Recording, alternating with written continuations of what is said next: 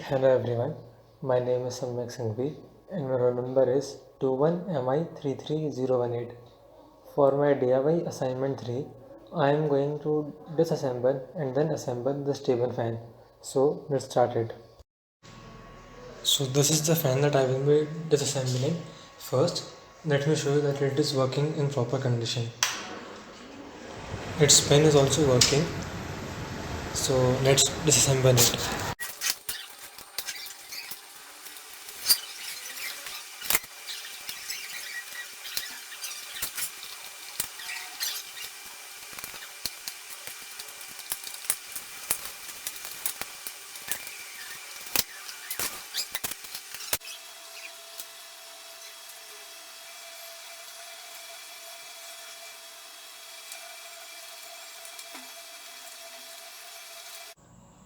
Now I have completely opened it.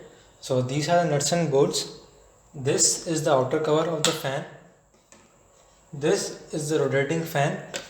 This is the attached cover which is used in the swing function.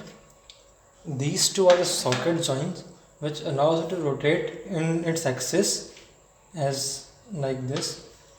This is a variable resistance which helps in to control the speed of the fan.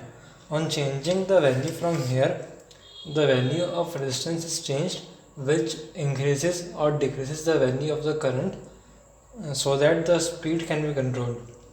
This is a timer function which allows us to set a timer after which it will automatically shut down. This is the knob which is attached here and it rotates like this. It has gears inside it which rotate for that specific time, and after that time the circuit will break and the fan will stop working. This is the swing function which when turned on makes this cover rotate like this, and that makes the air swing. When it is turned off, it will not swing and it will be stationary. Then moving on, we have a capacitor which is a 1 microfarad with plus minus 5% of error. It is operated at 50 to 60 Hz and it is used to store energy in it. All these connections and all these wires go to the motor which rotates and generates the air.